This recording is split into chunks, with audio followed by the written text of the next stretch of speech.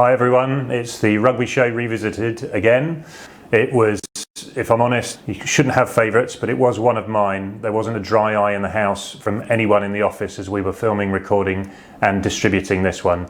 Nick Mullins in conversation with Nigel Owens. What a guy, what a credit to rugby generally across the board, and what a human being. So just stay safe and enjoy.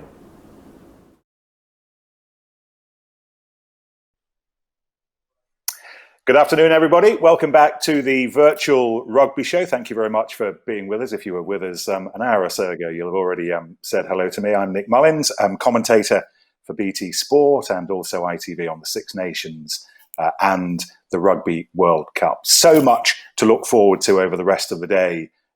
So much rugby to chat about, to natter about while we don't have the real thing. And we've got a real treat lined up for you. Now, there was a time we all remember in the 1970s when surnames were superfluous in Welsh rugby. The greats, their first names did. Gareth and Barry and Gerald and JJ and Phil and Mervyn and JPR. Today, it is the same for a Welsh referee when Nigel is all you need to know. A very good afternoon to Nigel Owens. How are you doing, Nigel? Nick, good afternoon. Yeah, very well, thanks. How are you? Yeah, great to see you. I'm excellent, thank you. I just wanted to let the listener in on a little text conversation we had with you earlier today, because I was going to ask you what you're up to during lockdown, and this will give a clue. I'm busy with the fertilizer on the farm at the moment and managing the silage. You're not lying idle at the moment, are you? You're looking after the farm. No, I've been busier in the last 3 months than I've ever been, I think. So it's been great, actually. Of what is a lot of negatives from this lockdown, there have been few positives, very few. But one of them is that, I've been able to be home and do stuff at home on the farm, which would have probably taken a couple of years for me to get done with being away so much. So, yeah, I got all the actually last haylage bale was being wrapped as the thunder clouds opened and the downpour came. So the timing couldn't have been any better. There is a God there somewhere looking down. And we managed to get it all safely wrapped. So I was just finishing off, clearing it off 2 fields so I can take some fertilizer out now over the next, this morning, this afternoon and the next few days as well to get it in as the rain continues to come, so we can get the grass growing again, ready for the next crop then. So yeah, it's been a busy time here actually, but very enjoyable time, Nick. Very enjoyable. The cows seem to listen better than the players do. Well, I was going to say, were the cows sitting down? Because as somebody who isn't from farming stock, I'm always told that when the cows are sitting down, rain's on the way. Is that right? Well, yeah, you're not from a farming stock because the cows tend to lie down. They don't sit. We're not dogs and cows. But I actually do, quite strange. I do have a bull which sits up quite often, and I think I tweeted a picture of him last week. He had a couple of his calves around him, and he was sitting up like a sitting bull there, keeping an eye on everything. So it's quite strange, really. You don't see it quite often, but I have been told by a few farmers that they've had the occasional bull that does the same. But yeah, they do say that when the cows tend to sort of lay down and stuff, when they're all lying down, that there is rain and stuff on the way. So yeah, I'll have to keep an eye out to see how accurate that is. It's a bit like the ash before the oak is in for the soak, isn't it? And then the oak before the ash we're in for a splash. When the trees come, the oak and the ash comes to leaves. So I've been looking at that over the years, and that's certainly not accurate. It may have been years ago, but the way that the seasons are now, it's a bit of a mix mash. We will find some time for rugby at some stage in this 45 minutes, I promise. But anyone who follows you on Twitter or Instagram, at Nigel Ref Owens, it's such a treat. We've been seeing pictures over the last few weeks of your Herefordshire cattle, and yesterday a tractor, which I know Phil Vickery, who's up next, will have loved having a look at your tractor. He's big John Deere's. Yeah, tell us about the tractor. Yeah, I'm a New Holland man. I am. My dad, he's 84, bless him, and he just when I was a kid, I was brought up for the first 4 or 5 years with my mum and dad. But we lived with our grandparents, so my dad's mum and dad on a small holding, when my dad was one of 7 kids and my mum was one of 6. And when they were younger, the norm back then was my my grandfather had about 4 or 5 cows, which he'd hand milk, him and my grandmother, every morning and evening. He'd then, cycle about 12 miles to go to work down in the mine, then cycle back after the shift, and then do the cows and the milking and everything. And that really what hard work was like, when people today don't really know how lucky we are. And so my dad has always had a bit of a farming background, and same as me, they had horses and stuff when I was growing up, and a few chickens, and I worked on a farm and stuff. So the interest has always been there. So my dad comes down to help me quite often. He enjoys it. But yesterday was his first time driving a tractor.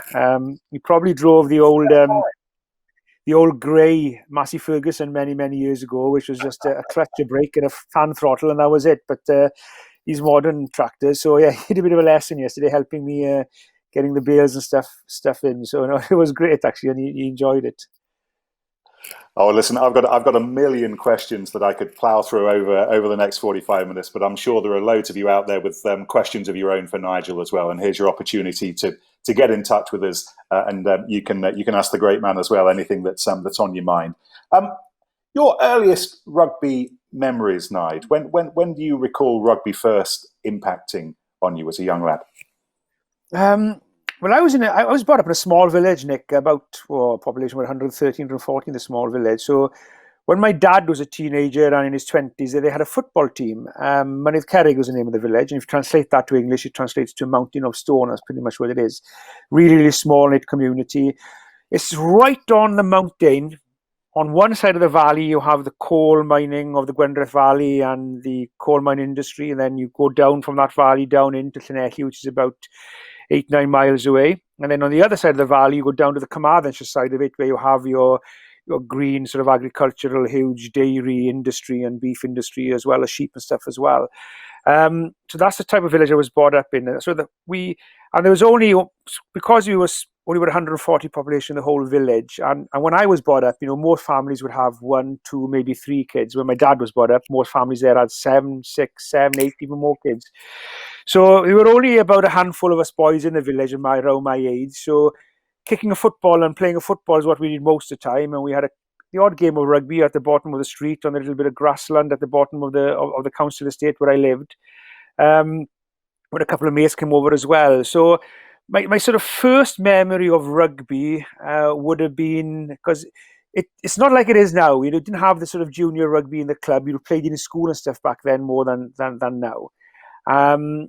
And because Mynydd Cerrig was such a small primary school, we didn't have enough to make a rugby team.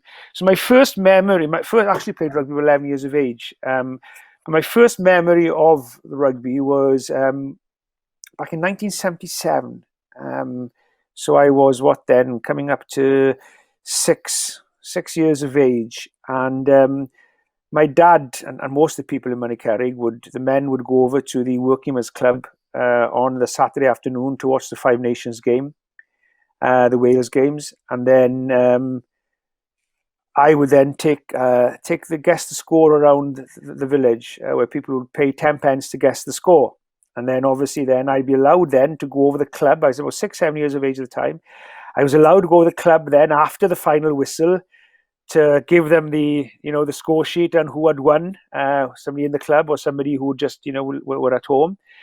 And so I remember this particular day. It was Wales-Scotland. And I think it was voted the greatest Welsh try. And I'm glad, because I voted for it as well as the greatest Welsh try when Phil Bennett scored that try underneath the sticks in Murrayfield, where Gerald Davis, it would have been rugby heaven commentary for you, I think, Nick, doing that in your dulcet tones for sure. And the image is,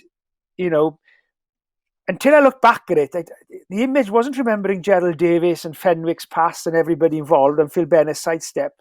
It was actually Phil Bennett slipping underneath a post and resting there with this brown leather ball underneath his chin.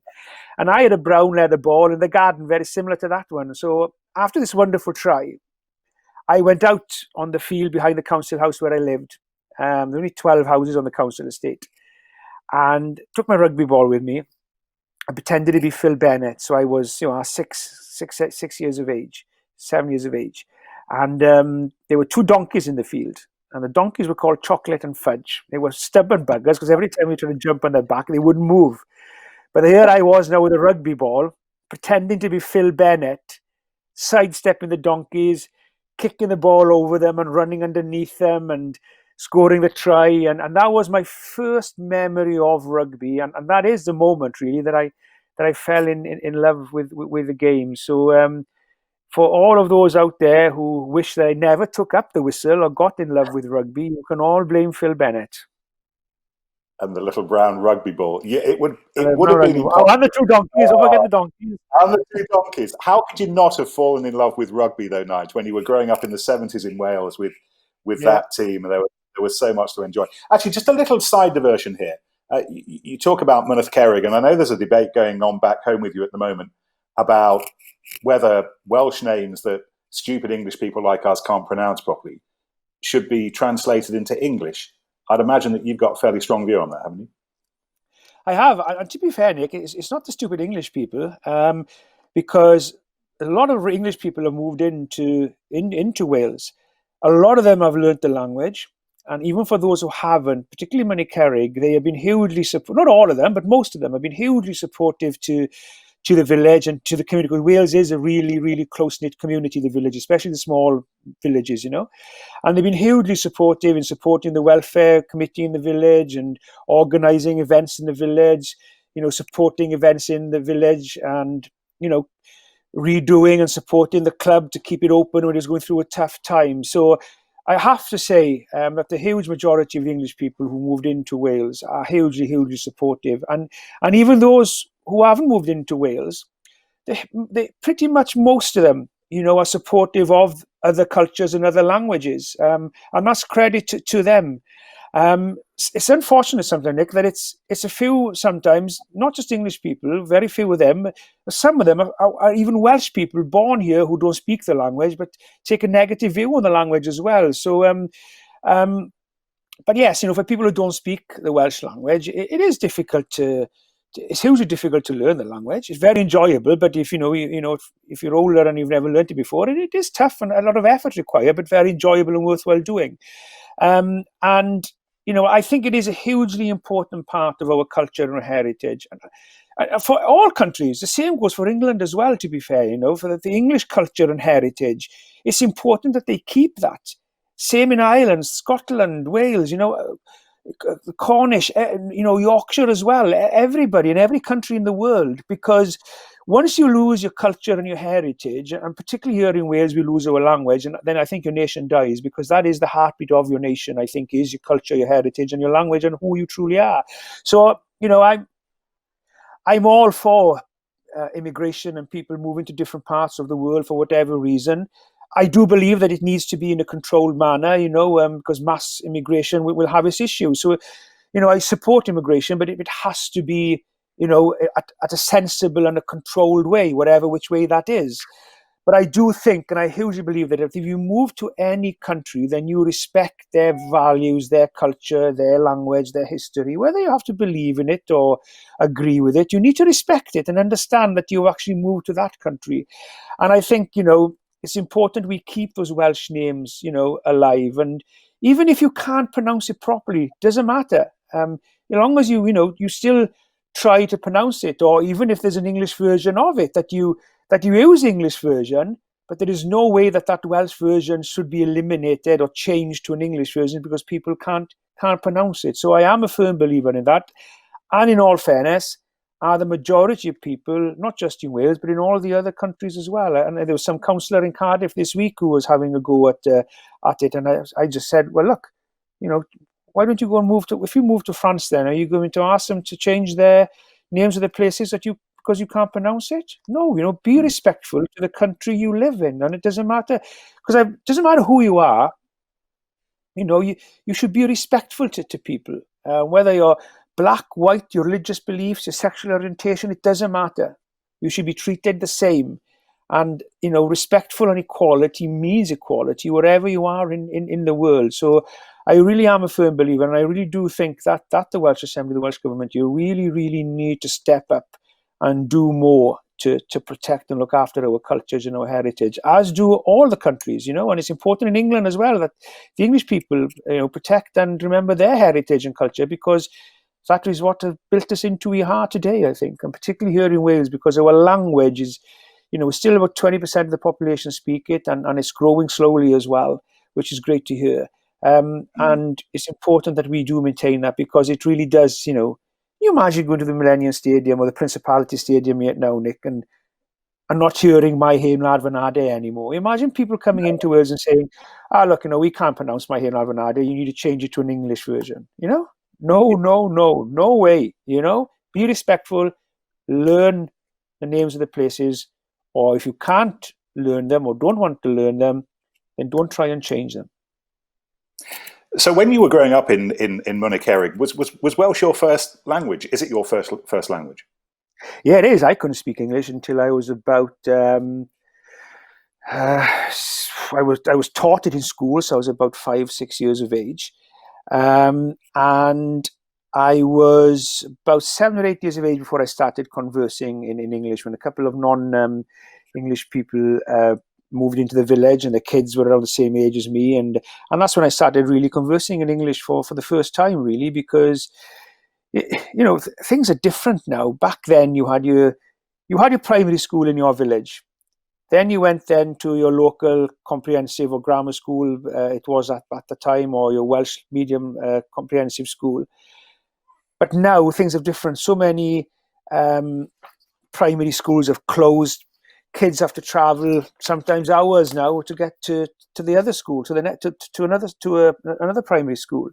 The choice now of parents sometimes can send their kid not to their local secondary schools, but to another school somewhere else. So, but back then, you went to the primary school in your village, you went to the secondary school that was closer to you, or grammar school, whatever it was, and that was it. So you didn't really travel much at a distance, really. So it was only when people moved into the village who weren't speaking Welsh did I really start conversing in Welsh, because your life was in your community where you were brought up within, really. And it was. So Welsh is my first language. I sometimes struggle with English sometimes. Sometimes you'll hear me when I speak, sometimes people will say, "What did you say then?"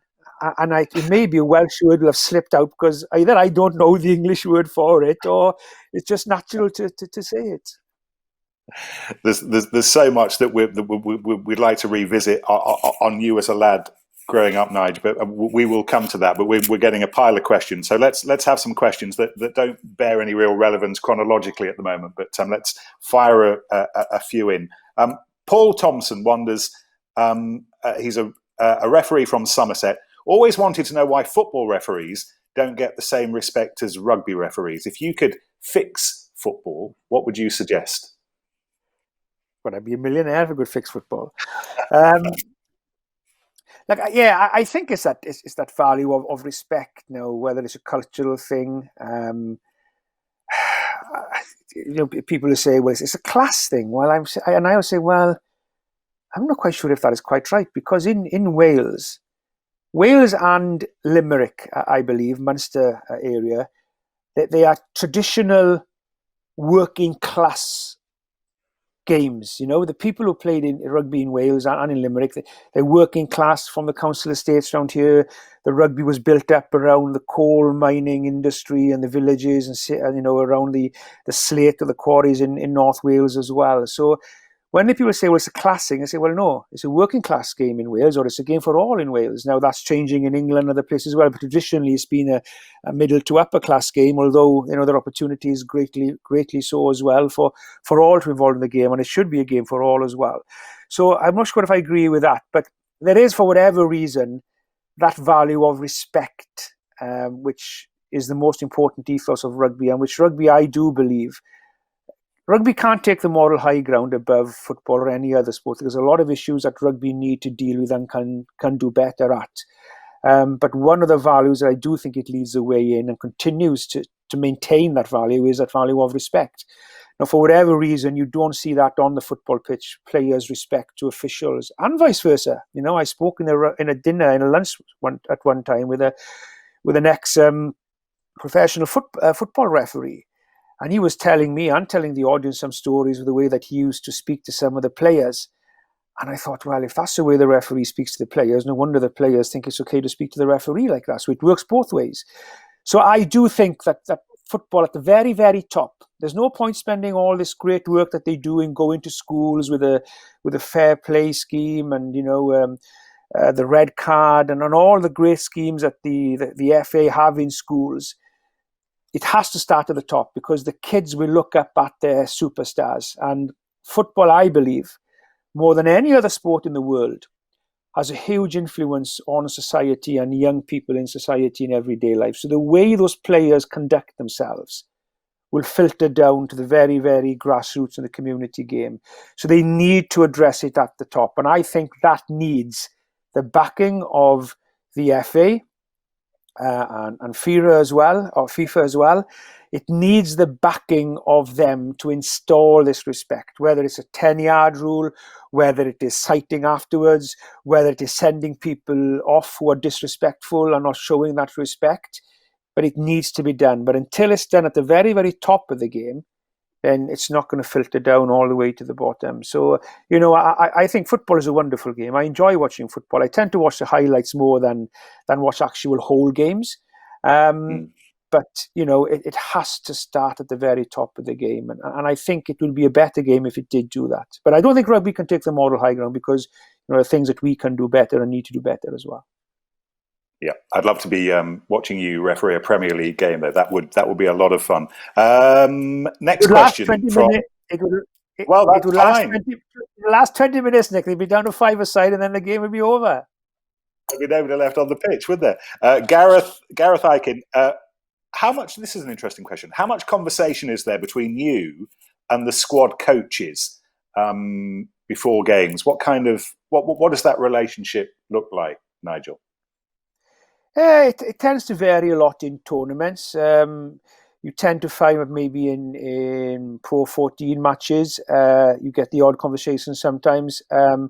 Most things will be sent through the Pro 14 referees manager, which is Greg Anna, and then he will have the discussion with the referees, or we'll say, look, the coach has sent these through, have a look at their views, and we get back to them then with Greg leading that, and quite rightly so. International level, then it would be Rollers, who would probably be, or Joel Jute then in European rugby. Apart from the World Cup, at international matches, whether it will change now, I don't know. But at the moment, the coaches can meet you the day before the game. So when I went out to referee France against England in Paris this year in the Six Nations, both coaches had the opportunity to meet me then the day before the game to discuss anything that they wanted to discuss, if anything that I was going to look out for in particular that they need to be aware of, or any questions they'd have to me about. We just saw a wonderful try scored by Barbarians against New Zealand about a couple of years ago when Will Greenwood was coaching the Barbarians, when he rang me in the week to say, look, we're going to do this plan in the game. One, is this okay in law? To start, and I said, yeah, no, there's nothing wrong with that in law. And then, they did in the game, they scored a wonderful try from it. So, questions like that come up. So, and then when you go to the game itself, so in Paris just gone, I think the French came to meet me at, I think it was 2 or 3 o'clock in the afternoon. Galtier, Ibanez, and it was just them two, was it? Yeah, just them two. And then Owen Farrell, Eddie Jones, and Steve Borthwick came to meet me then. Sorry, not Steve Borthwick. The front row coach. They came to meet me then in the 4 o'clock in the afternoon and had discussion about a few things around the game, which I think is hugely helpful. I've always found it helpful anyway. And then some coaches won't take up that offer. And also then when you go to the game, you go to check the boots in the change room, you speak to the front row, and then the players have an opportunity to come and ask you something, or the coaches may ask you something, or will have forgotten to ask you something or clarify something. So it's a pretty good and respectful relationship, really.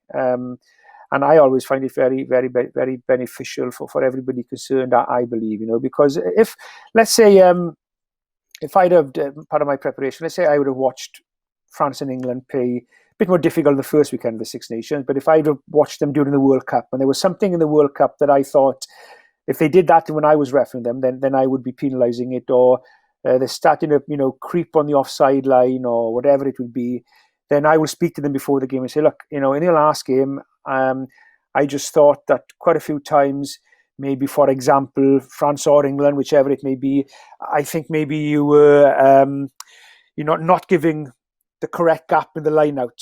So today I want to see a better gap so that I don't have to stop and insist on the gap every time or free kick you when you do it. So please make sure that you give me a good gap. And then what usually happens, they'll make a note and they'll go back and then they'll address that issue. So then it's better for the game. So those are the type of things really, that maybe I would have to discuss with them or whatever they'd have to ask with me. Really, that's the way it pretty works. So it's quite an open and sort of honest chat really. Yeah, healthy relationship. A couple of questions linked here. One first from Terry Woolard, who loved the way you called Chris Robshaw when he was England captain Christopher once, and wonders how long it takes to get the respect of the players to be able to do that kind of thing. And then Tim Warburton, I don't know whether Tim is related, but he's always enjoyed your tellings off of players and wondered if you had a most memorable one that you were most proud of. No, I won't say that I'm proud of them, to be honest, Nick, because I never go out in the field or prepare to think that I'm going to say something funny today, or I'm going to shut this player up, or I'm going to do this or that. When you go into a game, sometimes that your characters in the game, the ones that are really going to be, like a little terrier at your heels, but I never go into the game thinking, right, I need to put him in his place, or I'm going to say this and people will like this. No, I just go out there. First of all, I love the game. So I go out there and I enjoy it. And I just be myself. And if I go out there and enjoying it and I do my best for the people, the most important people in the game, which are the players on the field, then everybody benefits. Myself as a refereeing performance, and I'd like to think the game benefits if somebody officiates it well.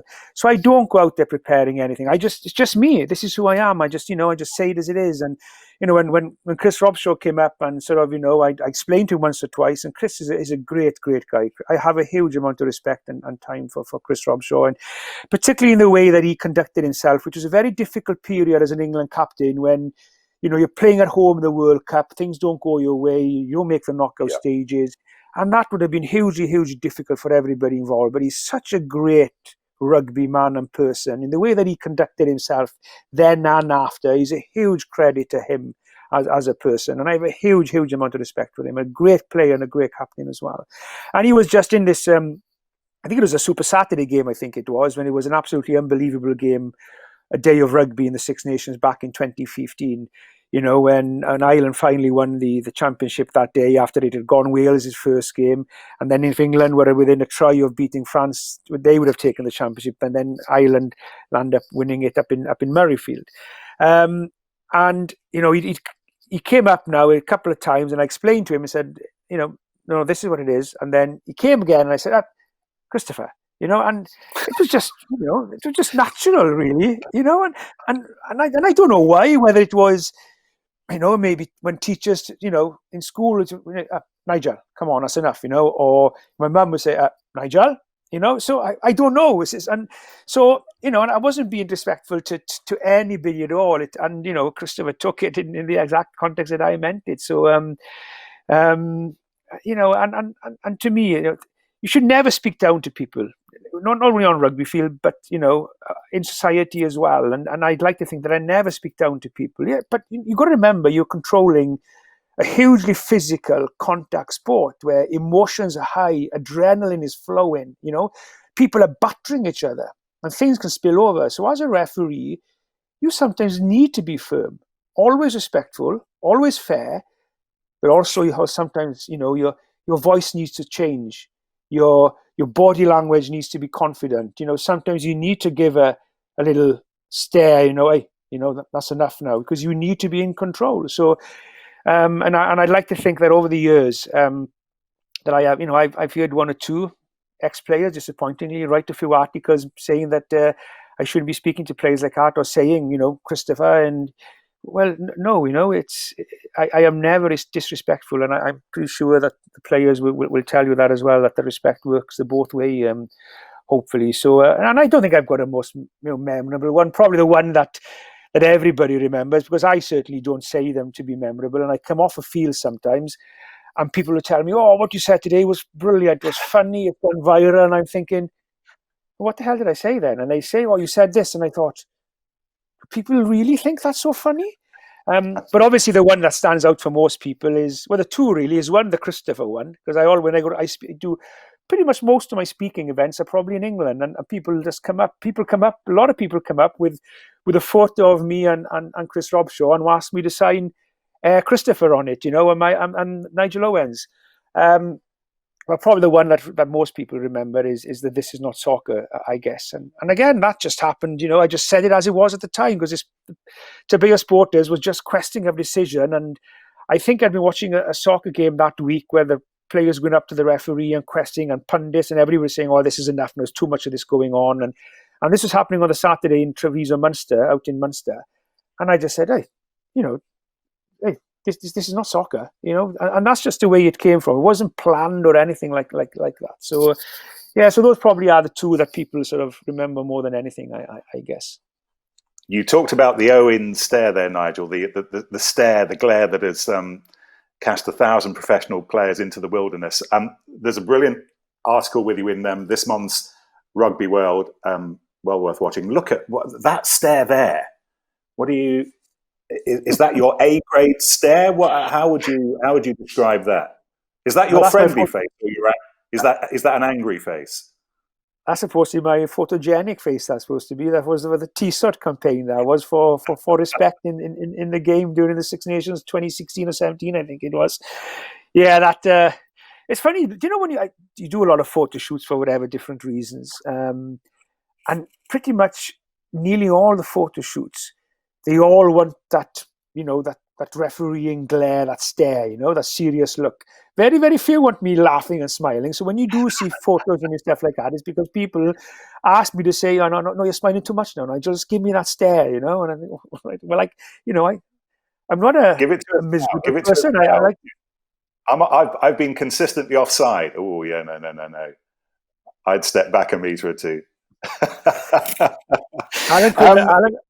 Alan Quinlan's mum is the best. She's a lovely character, Alan Quinlan's mum is. If you're ever over in Munster, you probably have met her. She's a lovely, lovely character.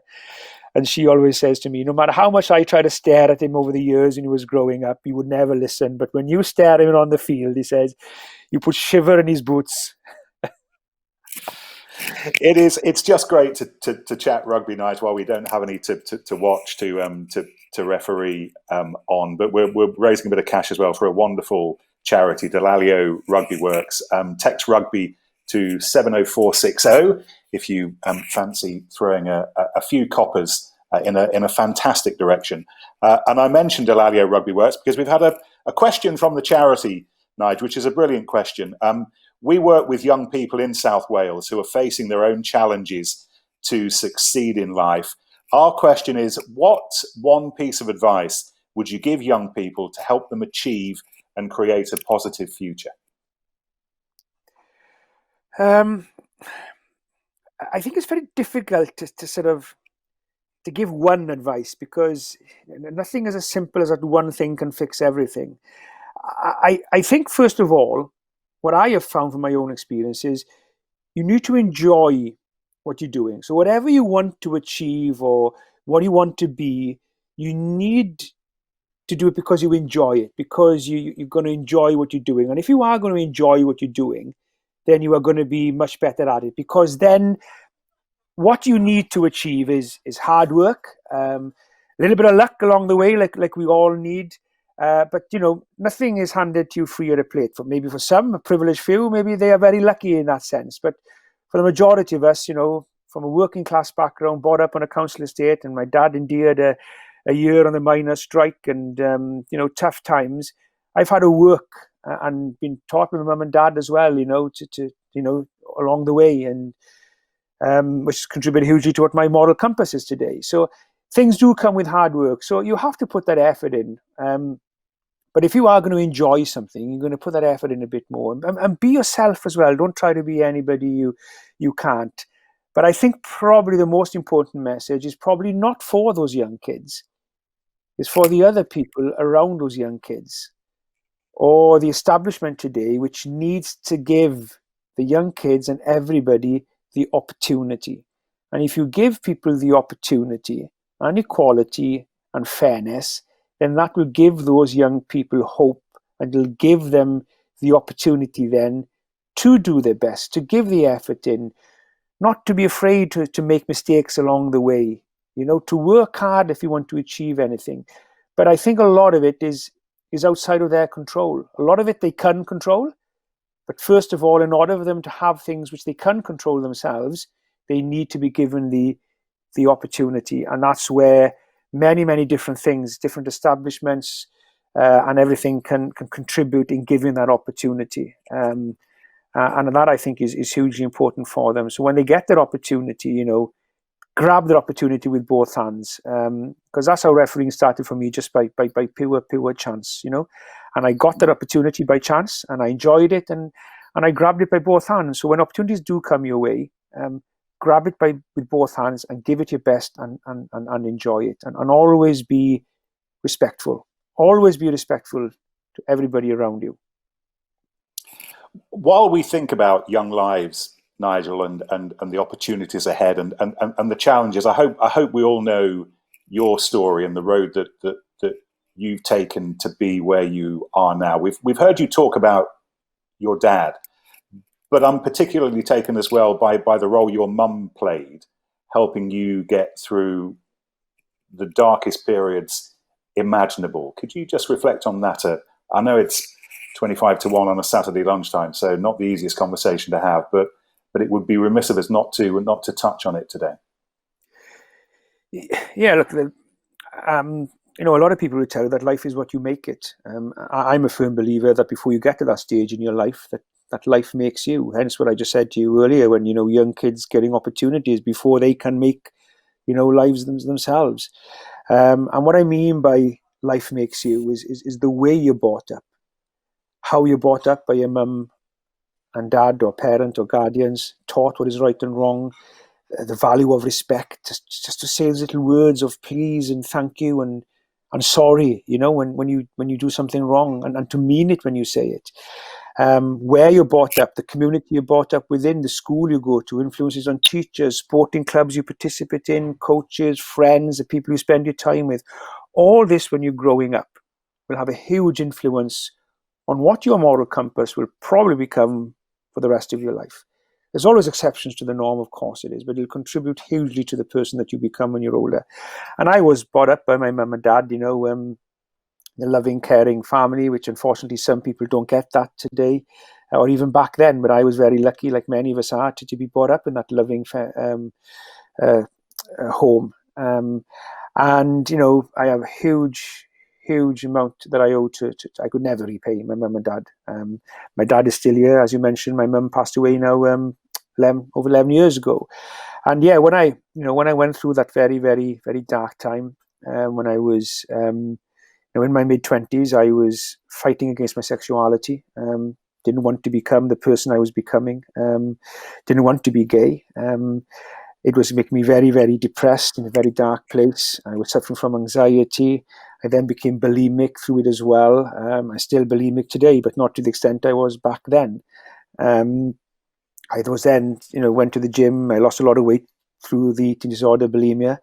And I went to the gym to put a lot of weight on, like muscular weight, to make myself feel and look good, and started using steroids. So the time I was sort of 25, 26 years of age, I was hooked on steroids, suffering from bulimia, where I would make myself ill 3, 4, 5, 6, 7 times a day, bringing all my food back up. And I was in a very, very dark place through some mental health issues and depression. And, I did something one night, which I will regret for the rest of my life, something that I will have to live with for the rest of my life, where I left a note for my mum and dad and said that I didn't want to carry on my life anymore. And I'll never forgive myself for what I put my mum and dad and my family and friends through back then, when they thought that they were, my mum and dad got up that morning and read a note and thought they were never going to see their only child ever again. I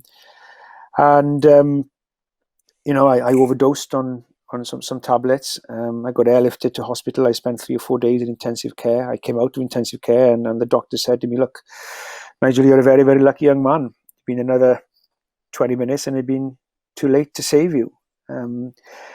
And people came to visit that week. I still didn't tell anybody why. Didn't tell anybody the real reason for years after. And then after visiting, I was in hospital for about 10 days, and people came to visit, people left, and then my mum and dad were there and they left with them, and then my mum came back. And this is what I owe my mum, is why I'm here today. My mum came back and she said to me, if you ever do anything like that again, then you may as well take me and your dad with you, because we don't want to live our life without you in it. And that's all she said. And that was the moment that my life was saved. That's when I realized and started crying to myself and said, I cannot put the people that I care for more than anything in the world through this again. I can't put myself through this again. I need to accept who I am. You know, there are many, many things in life we can choose, Nick. You can choose where you live, what sport you work in, where you work, who you marry, what car you drive, what your moral compass and beliefs are, what your political views are.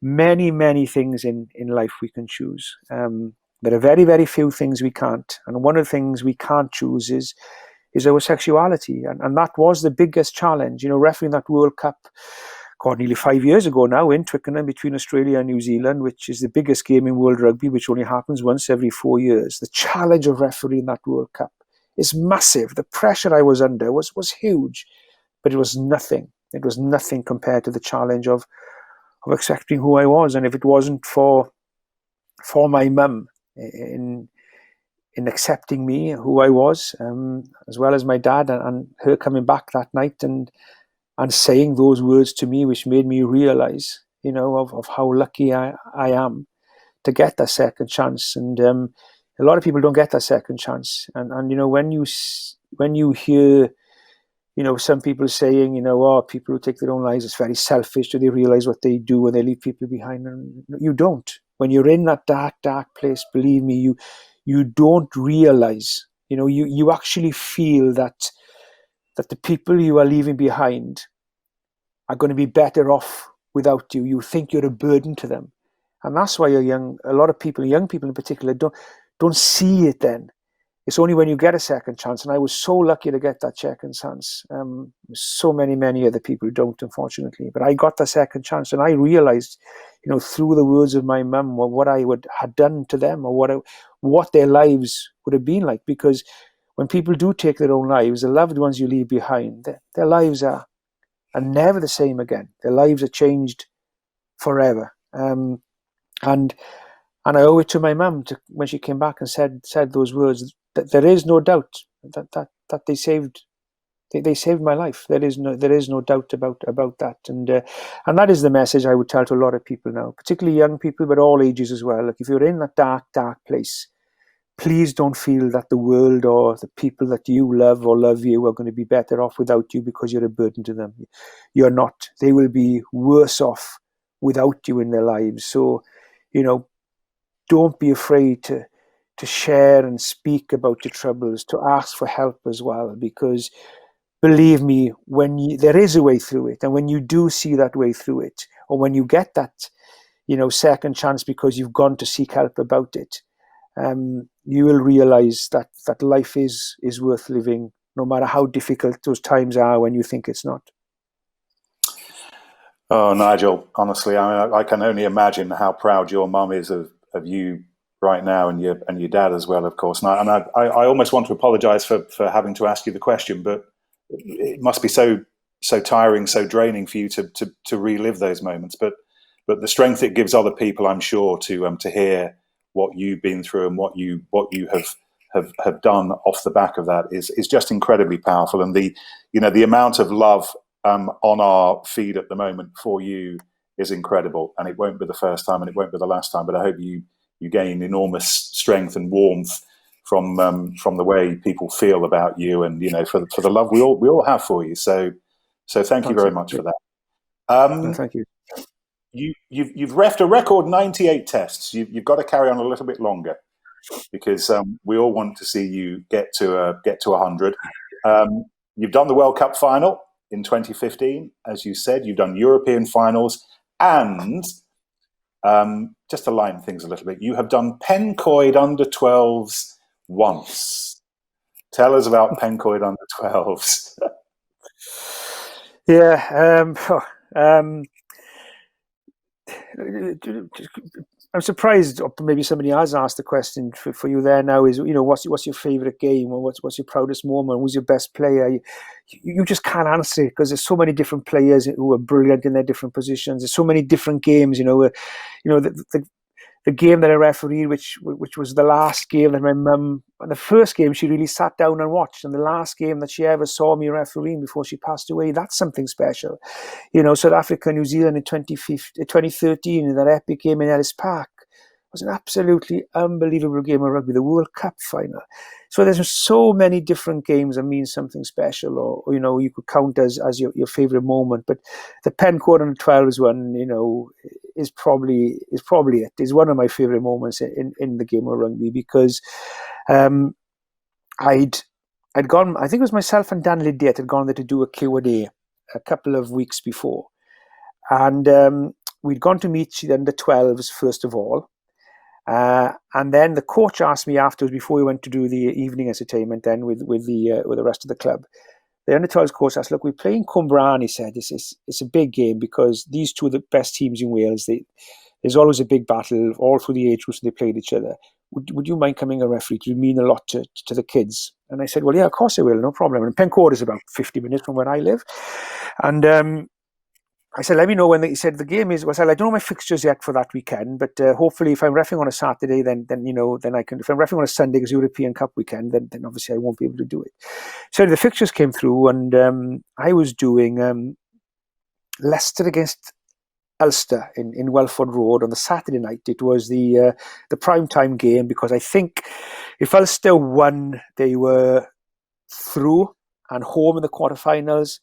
If Leicester won, they would be through. If they lost, they were out. So it was a winner take all. And obviously, any game in Welford Road, particularly European games, it's one of my favourite stadiums. You packed Welford Road, great place, great atmosphere. Kickoff was 5:30, I think, or 6 o'clock on the Saturday night. Ulster beat them in Welford Road. Huge win for Ulster. And then I said to them, look, I'm refereeing this game. I'll travel back, because I usually stay, especially when you've got Derek Bevan with you, once a few beers after the game. You always stay afterwards, and, in the place you are. And I said, look, Bevan said, I've got to go. He said, no problem. We'll go back. I went back on the Saturday night. I said to Pencoed, look, can you put the kickoff back from 10:30 Saturday morning? Could you put it back an hour or so? He said, we'll put it back to 12, Nigel, because I'll be travelling, but I won't get home from Leicester till about 1, 2 o'clock in the morning. So it's a 4 or 5 hour drive. So anyway, got home Saturday night, went up then to ref this game in Pencoed, and the kids knew nothing I was coming. So I went into the Pencoed changing rooms, and you could see the kids. Now, as I walked in, most of them were like, oh my God, it's Nigel Owens. He's reffing our game. And then as I got on, I said, can I see your boots, boys? And they were all sticking their boots up. And most of them were just, not they shouldn't be starstruck, because I'm no star, but they were, couldn't say anything. And then there's a little winger sitting in the corner. I'll never forget his face. He was just looking at me, and as I came around to do his boots, he said to me, and this to me is why I love the game, and this is why this game is one of my favourites. He just said to me, I hope you're going to referee this game better today than you did last night. I thought to myself, well, this is what rugby's all about. This is it. I've not blowing my own trumpet here now, but I've come home from Leicester on the night of the game. I've driven 5 hours home, given my free day Sunday up to come here and referee. And here's this little kid telling me that I better referee this game better today than I did last night. And I thought, brilliant. And that's why, He was right. I was commentating on that match. You were dreadful. I penalised him 4 times in that game. He got the message in the end. You gave him the stare. Listen, we could talk forever, but you've got farm work to get back to. Just to wrap things up. Well, there's somebody who would like you to be Prime Minister. So in between, I've got a few minutes, mind if you have. So there's don't panic. You got a bit of window. When do you hope to be back on the pitch? An initial question. And how much longer are you going to carry on reffing, do you think? Well, there is. I think there is Pro 14 are looking at coming back sort of the end of August. Now, whether I'll be involved in those matches that are back then, hopefully I will. So probably around the end of August, I think if things are progressing the way they are at the moment, I believe, but I don't know for sure exactly what's happening. And well, look, I've you just mentioned earlier that I'm two games away from my 100th Test match. And would I want to get to 100? Yes, of course I would. And if any referee tells you, I don't referee for numbers, it doesn't matter if I get to 100 or not when you're that close, then I don't think they're being honest with you, because it is something special and something that you'll have for the rest of your life. But I honestly do mean this, that I only want to get to the 100, no matter if it's only 2 games away, because I am still refereeing at the top of my game, and I am one of the top if I am one of the top of the referees, and I'm still at the top of my game, then I want to get to the 100 and even beyond that.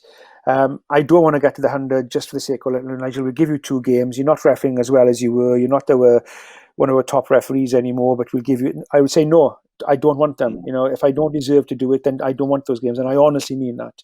But you just turned 49. Do you have another World Cup in you, do you think?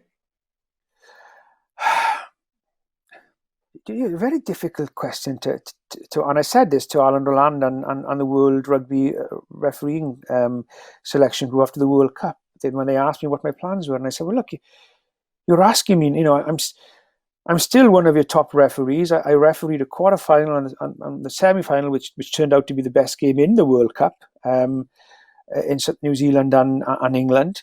I'm still performing as one of your top referees for you. And you're asking me to answer a question which I can't answer you. At the moment, I'm fit enough. My performances are still what I set my standard to be, which is the highest standard possible for me. And I'm still enjoying it. So if I am still performing like this for you when comes the next World Cup, then yes, why wouldn't you want one of your top referees at the World Cup? And that's where we left it, really. I said, look, it could be by next year. I'll be telling you, look, no, the fitness is not there anymore. I'm not, I'm not getting there to give in the performances that I set for myself and you expect for me. Then, but I can't answer that at the moment. I honestly can't, because at the moment, I'd like to think what I'm told, I'm still at the top of my game and one of the top 4 referees. So. I don't know, Nick, to be honest. I suppose I would tell you realistically 4 years away. It's a long time, and I'm 49 years of age now. Could I referee it at 52 years of age in France? Of course you could. I don't, I would say probably not, but then I don't know. I honestly don't know. And probably what this break from rugby, for me in particular, and I saw Richard Hibbard mentioning it as well, that he could go on for a few more years after this break. And I probably feel the same. I had a good break, no traveling around the world, planes week in, week out, refereeing, training, still ticking over, but giving the body a good time to rest as well. So who knows? But ultimately, Nick,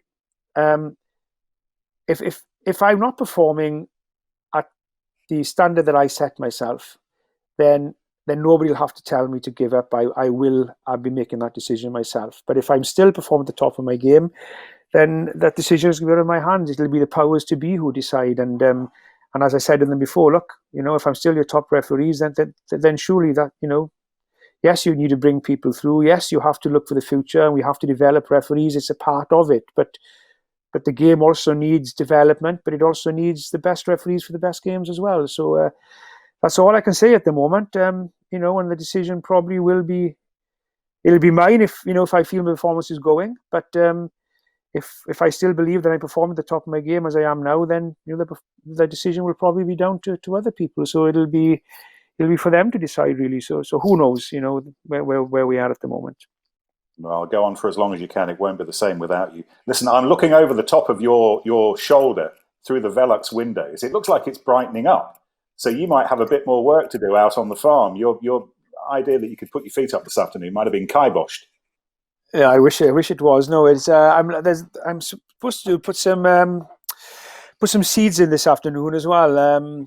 hopefully to get I got some old grass on the farm, so I'm going to put some fresh seeds, seed drilling into it this afternoon. But I think the rain needs to stop for me to do that, so it doesn't look like that's going to happen. So it could be back to the old manure now and fertilizer, I think, Nick. And I got a cow, which is there's a cow who's due to calve as well. She shouldn't be far off now, actually, about a week or so. So I'll go and see how she is today now as well. They're Herefords, aren't they? You like Herefords? Yeah, everything is a pedigree Herefords. Yeah, and the reason why I went into pedigree Herefords was a bit like Phil Bennett's try, really. And my first memory of the farming was seeing a herd of these beautiful Herefords on the field. And then at my uncle's farm in Llannon, the late Graham, my uncle Graham actually passed away a few weeks ago now. So we go up there every summer holidays with Graham and Gloria, and they had a Hereford bull, and as a young kid used to put me on his back and stuff. So, and the Herefords are very docile. They're easy carving, they're great meat, and they're very lovely animals as well. So it's quite straightforward, really, to keep compared to other cattle as well. So it suits me as a not the best of experience or the most experience in farming, although I used to work on a farm when I was younger. I have a bit of it. So the pedigree Herefords, everything is here. But 29 at the moment, plus a few more calves to come again. Nigel, honestly, I don't know where to start. It's been such a treat. I could, and we could all listen to you all weekend. We'll plug your book because it's an excellent book, and anybody who wants to read the full story needs to get their hands on Nigel's book. What's it called? Remind us of the title. But to tell me if this is true, Nick, or not, you did ask Sarah Elgan to get the book signed for your brother-in-law, wasn't it? Whose name is Nick as well. But I know where this is going. I hear that you wanted the book for yourself, and you were going to read it first, and then give it as a present to your brother-in-law. That's what I've heard. So yeah, it's called Half. It's called Halftime. It's called. So yeah, full time will be on its way. I'm pretty soon. I'm sure the process has started of doing full time.